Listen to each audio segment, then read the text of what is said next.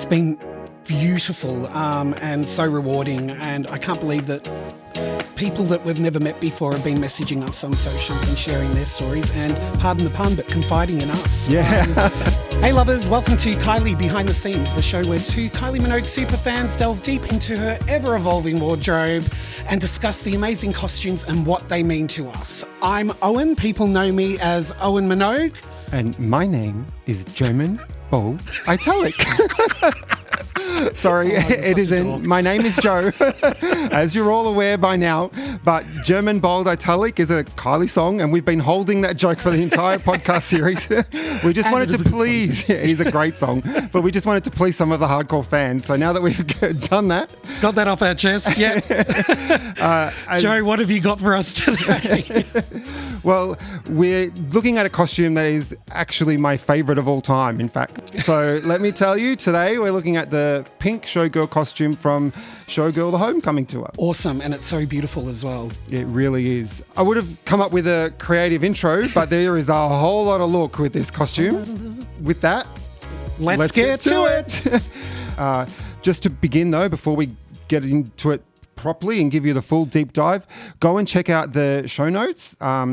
And you'll be able to see the kind of details and construction methods and colours and measurements and all of the finer details that really are beneficial when discussing this look, because, again, there is a whole lot of look to go with it. So with that bit of housekeeping done, awesome. Let me give an outline of what the entire look is. It's a showgirl costume, obviously, designed by esteemed international designer John Galliano. Yes. Master at his craft. And it was for the opening act titled Homecoming from Kylie's Showgirl Homecoming Tour, as I said. And that was in 2006. That's right, yeah. The costume consists of a beaded corset and knickers, ostrich feather bustle, feather boa, feather headdress, 3 bracelets, and a pair of matching shoes, also designed by John Galliano. I was just going to say, and you're not lying when you say it's a whole lot of look. Yeah, lots to cover. So with that, and really we could spend an entire episode just discussing the sort of finer details and construction. Within the bodice and corset, it really is the hero of this costume. Yeah. Heavily boned with sort of 12 sort of pieces or panels that it creates, and it's even more heavily beaded over the entire front of the costume. Yeah. Features pink, apricot plastic shells and other sort of shapes and sequins.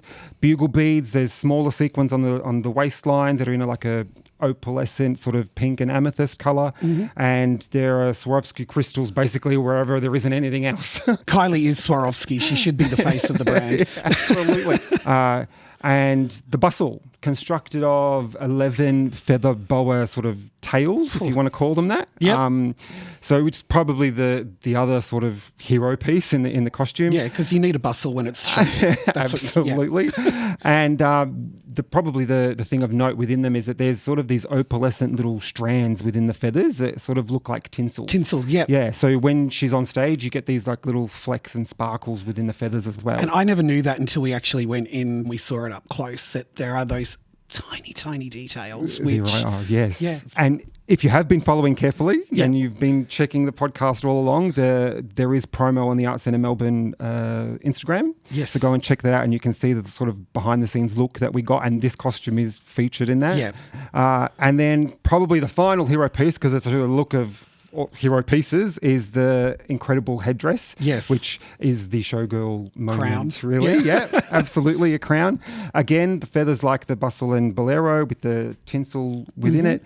And then the shaping of the headdress sort of forms peaks. There's one that comes to the front, and then on the sides there is like cutout sections as well. Where her ears, they kind of drop down looking like earrings. That's right, yeah. There are sort of like a teardrop glass bead kind of thing.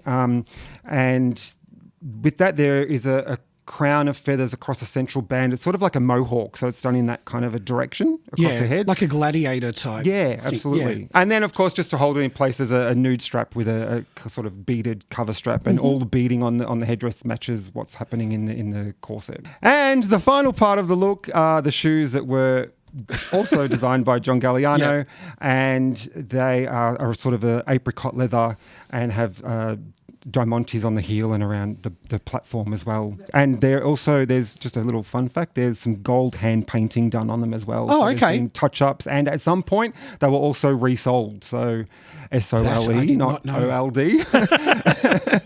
Yeah, so obviously perfectly illustrates the kind of wear and tear that goes into a tour costume. Yeah. So now that you're familiar with what it actually looks like, to set some context for the showgirl costume, it's basically how we've all come to know Kylie. She's known as Australia's showgirl. She's the ultimate showgirl to me. Yeah. Absolutely, I would agree with that. So she first introduced us to that persona with I Should Be So Lucky at the Intimate and Live tour. If you've seen it, there's a moment where there's a K on the stage and she comes out and joins that. Yeah. And then also there was the Olympics moment where she did the whole ABBA performance. It was kind of recreated that look. Absolutely, just on a much more elevated scale.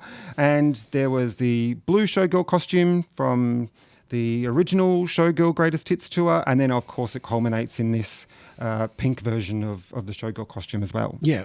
So the showgirl tours are absolutely incredible. Joe, can you let our listeners know why why there was two costumes and why they came about? Yeah, absolutely. So if you don't know, there is a blue version of a showgirl costume that was in a tour directly before this one called Showgirl The Greatest Hits Tour. And Kylie had arrived in Australia and was literally days out from ready to perform show one, and there was a press conference held by Michael Gudinski, and he basically broke the news to the world that Kylie had been diagnosed with breast cancer.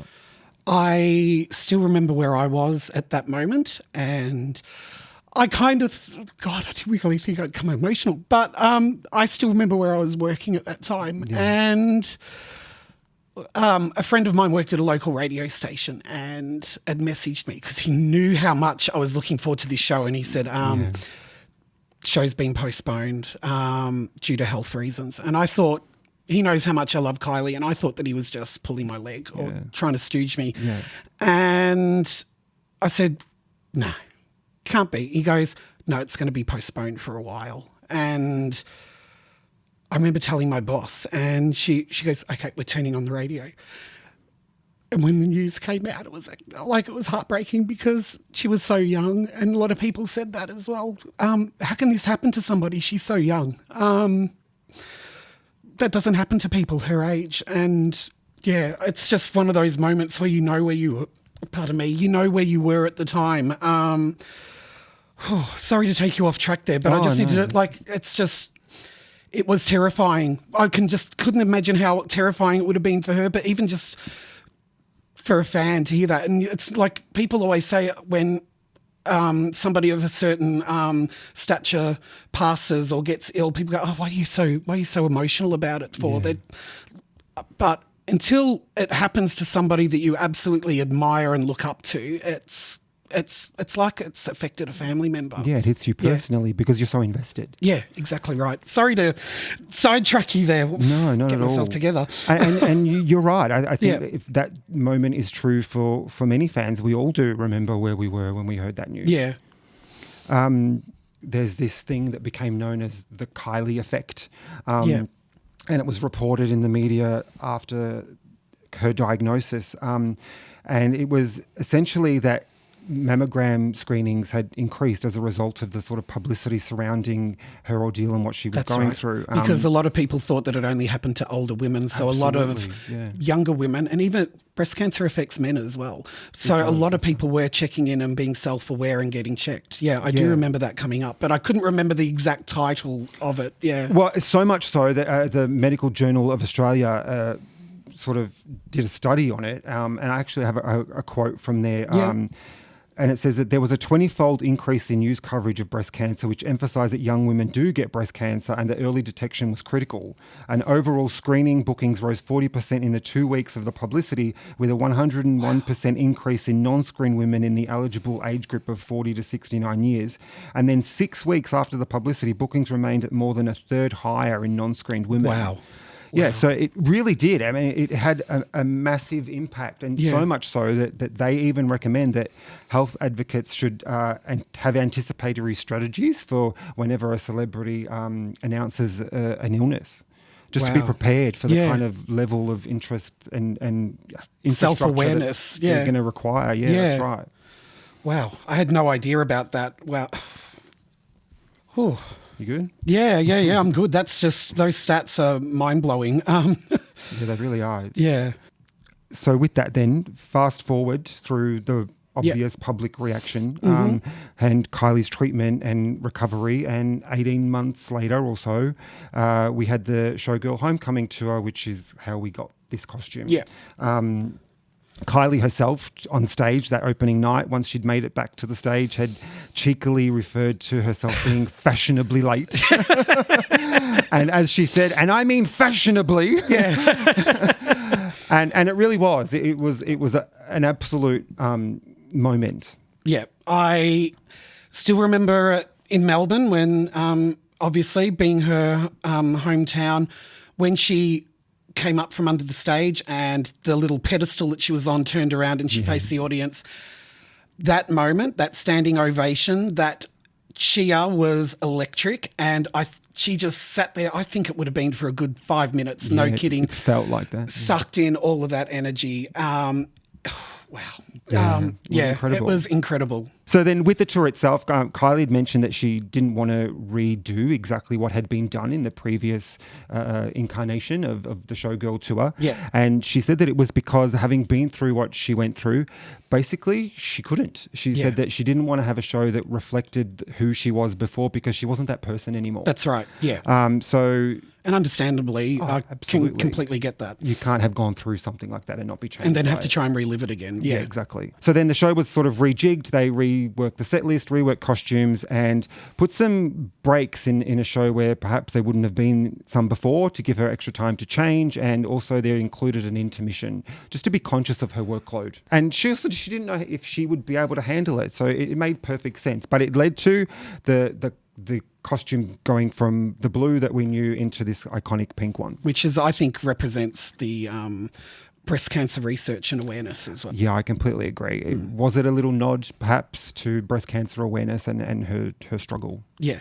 With that, it was the first time that we'd seen Kylie back on stage. This was the costume, the moment that sort of did it. And I'm going to probably make you feel a little old now, but 2006, believe it or not, was the year that Twitter was introduced to the world. Wow. Yeah.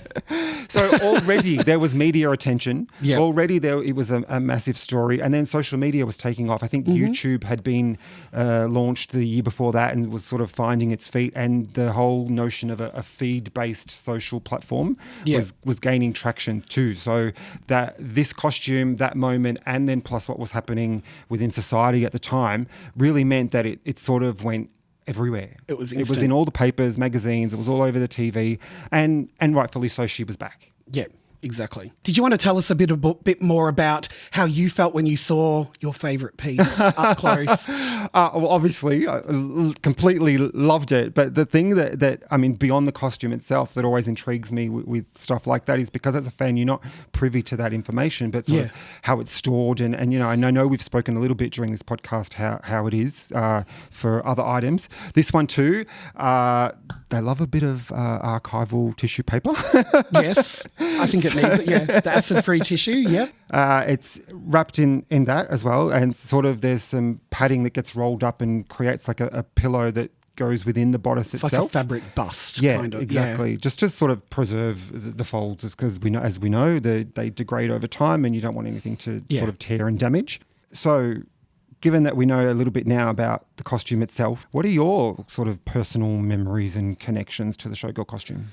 I still remember being at home, and one of my friends went to the opening night in Sydney, and I can remember getting text messages throughout, and she said, "It's just started, update, new costume, not blue, pink." So I was very interested to see, I didn't know what to expect. And then going to the show and having that moment of applause that lasted so long, that it really was, the energy in that room was electrified, and I think she thrived off of that the whole show.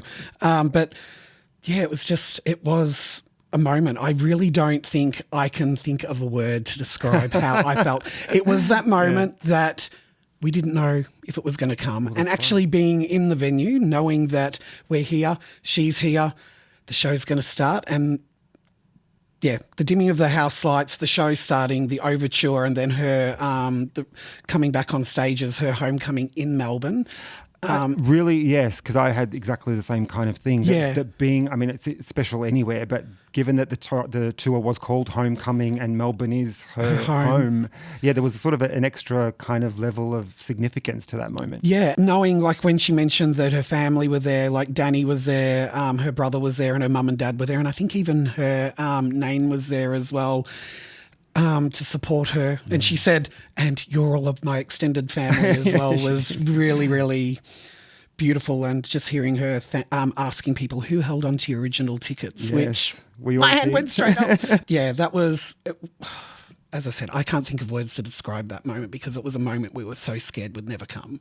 Yeah, absolutely. Which made it even more special. Yeah, exactly. It was it was just beautiful. There's a thing that Kylie says is that always stuck with me, and she calls it her cosmic thing, and that it's really hard to explain. And that she says it's a collision of energy between herself and the audience, and that it's different every night.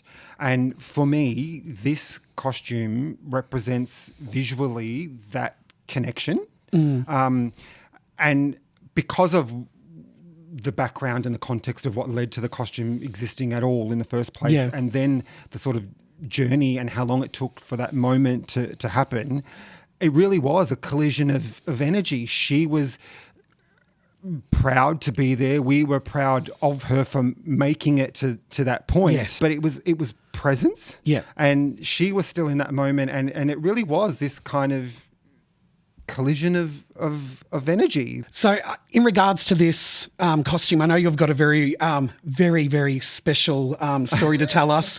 So in the lead up to our first show in Melbourne, obviously I'd seen the press because it was everywhere, as we've mentioned, from the opening in Sydney. And it was 3 days out from our opening in Melbourne, and I don't even really know why it came to me, but I just got this urge to create a drawing of her in this costume. I think I wanted to just sort of memorialize the moment then give her something that captured that she could have, and that she could remember that moment with. And I started this drawing. I'd never really done a full color pencil portrait of anybody. I've never seen you draw, like I've seen you do with your amazing graphic design stuff, but this was a first. Well, I love abstract and I work in black and white and I love lead. And so I thought, okay, well, it's a challenge for me too, but I just really wanted her to have it, basically. Yeah. And 3 days out, I think I slept 3 hours a night for those 3 nights. And I can't even really say I called it finished, because 1 hour before I had to leave to get to the venue, I put it in a frame and I was like, right, we got to go, and it is what it is at this point. And I was going to actually meet you because we were going to see her arrive at Rod Laver Arena in Melbourne. And hopefully if we could get it just a hello type moment. Yeah. And if we know what those moments are like, oh, hi. And if you can, you take things by chance. Exactly right. And also because it's a favourite of mine, this costume, because having spent that long looking at it, 3 days and 3 hours of sleep a night, there's a lot of looking at beads and feathers in that. It kind of revealed itself to me in that it was something that was fragile but powerful. It was strong but also incredibly feminine. And then more than anything, as I was drawing it, I was like, this is really triumphant. And that's sort of what made me then want to finish it, really, and get it to her. So we get to the show, I see you. And just by chance, her security person, Serena or Sonia? Sonia or Serena. It was Sonia. They look very similar. Happened to walk past and we called her over and said, we've got this, if you don't mind, could you please pass it on and give it to Kylie? So she did. And that was kind of it. I thought, I got it to her, mission accomplished. I hope she appreciated it. Yeah. And we were then, this show got released to the White Diamond documentary, which chronicled her journey back to the stage, got released and was screened in cinemas. And I went with some other friends, and we're there watching it. And there's the scene where Michael Gudinski's giving a toast in the dressing room. That's right, yeah. And I don't even know how I saw it, but in the right-hand corner on a console in the dressing room under the lamp, there's my drawing. And I nudged my friend at elbow. I was like, am I seeing things? Is that my drawing in the back of the thing? So I had my little sort of chuffed moment. I was like, oh, you know what? She did appreciate it. And then I thought about it, and I thought, we saw her show one. Danny, I think, was... I think she did like about 6 shows because it was originally meant to be her birthday show. That's right. So I thought, oh, wow, that thing stayed there that whole time. She took it on tour with her. Wow, she really did appreciate it. Yeah. And because those items in that dressing room go on the road because it's their home away from home. Exactly. So I was kind of had a little proud moment. I went, oh, amazing. She really liked it. Yeah. I love listening to fan anecdotes like this. Like, it can be anywhere around the world. People tell stories on Twitter or Facebook, and I just love living their story. It's beautiful. Well, because it invites them to think of their own. But also, I see it even on the fan forums. There's other people that have done drawings, and I always make sure I have like a little comment or, give it a like. And because I, as an artist, appreciate that. Yeah. But thinking that was the end of it, the next tour happened. It's X 2008. Yes. And you and I again saw that one together. Yeah. Ended up front row before the show started. And Sonia happened to just walk past again, and I'd created a card and letter that just was a sort of thanks, Kylie. Saw my picture in the White Diamond documentary. Really glad you appreciated it. Thank you. And on the envelope, I'd included a sort of envelope label that had the drawing on it. Yeah. And as we called Sonia over, she said, I told her that I had a letter that I wanted to give it to Kylie, and she noticed the drawing, and she said, oh, I remember this. She loved it. Full circle moment. I was like, you know what? Even if her team's even remembering it, it made an impact. That exactly. Yeah. And that's all I wanted. So quite obviously then for what it means, and then my sort of personal story about it. This costume sort of that's like the seal of approval. Special. You can't get anything better. Yeah. Yeah, exactly.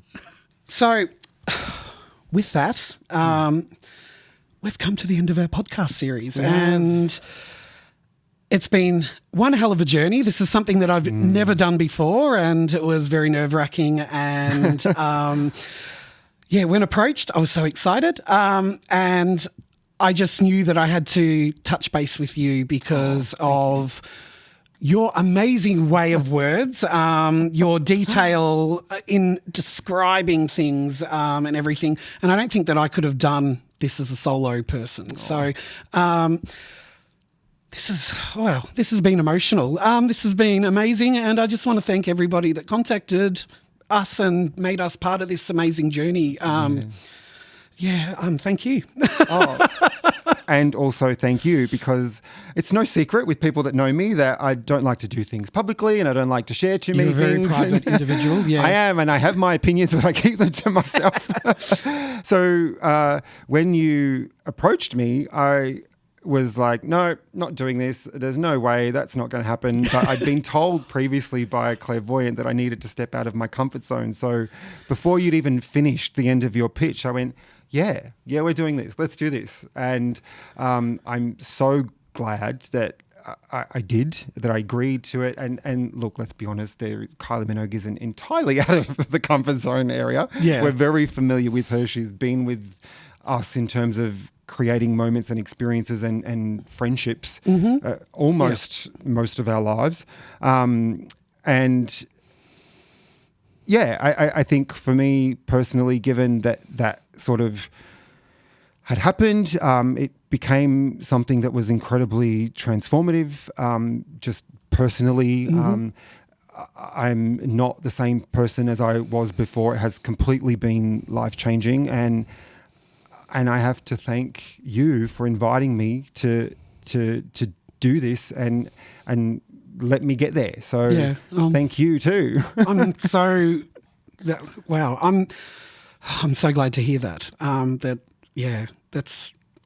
again, when people floor me, I get lost for words. So yeah, you're so welcome. It's my pleasure. And probably with that too, you know, people would ask me, so, the podcast is, you know, happening once it was sort of had gone live and it was out there, and they'd say, oh, you know, what's it about? And my answer, to be succinct, was, it's a celebration of friendship and fandom through fashion in the world of Kylie. Yeah. And I hope that if you've been listening and following us through this whole time, that's exactly what you've gotten out of it, that you've felt the kind of celebratory note that we've had with each costume and episode, and that through us sharing our stories, you've been able to reflect on your own, because as much as it is about us, they're our stories, it really isn't at all. There's a bigger picture out there. Completely. There's everybody who's been listening. I've had people message me with interesting information about pieces that we've touched on, like the gold hot pants. Yes, there was somebody that was featured on Graham Norton that was the previous owner to the gold hot pants. And if it wasn't for fans that were listening in, we wouldn't know this. That's right. But even people sharing their personal stories about it, like we've just touched on Kylie's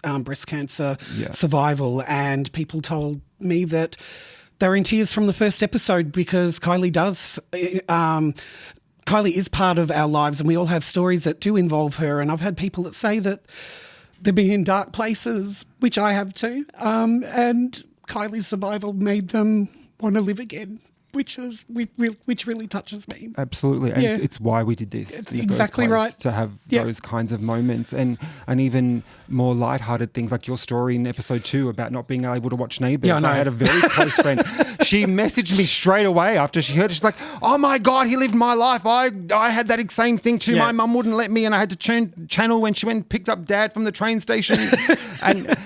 And that's what we've loved out of all of this. It was, you know, not to be self-indulgent, but to let people think about the moments and memories that Kylie had created and for them. help them like spark that memory through their journey with Kylie and stuff as well. It's been beautiful and so rewarding, and I can't believe that people that we've never met before have been messaging us on socials and sharing their stories, and pardon the pun, but confiding in us. Exactly. And if you can, continue to do so. And now that we're at almost the very end of our podcast series, I just want to thank everyone at Arts Centre Melbourne, the Australian Performing Arts Collection, the incredible team of people that allowed it to happen and make it possible.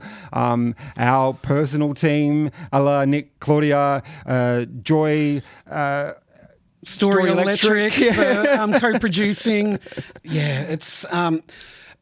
We're not, as you know, we're not sitting at home in our bedrooms doing this. We're actually here, and we've got an amazing team of people that have helped create and bring this to life. And one person that we can't forget to finally thank is Kylie, because without her, we wouldn't be able to go on this journey. We wouldn't be able to share our stories. We wouldn't have other fans share their stories with us. And without her, there wouldn't be the Kylie collection as well, without her generosity to the Australian Performing Arts Collection. So without her, there's none of this. So thank you. And it's only just going to get better from here, I'm sure. Yeah, absolutely. There's going to be more to enjoy.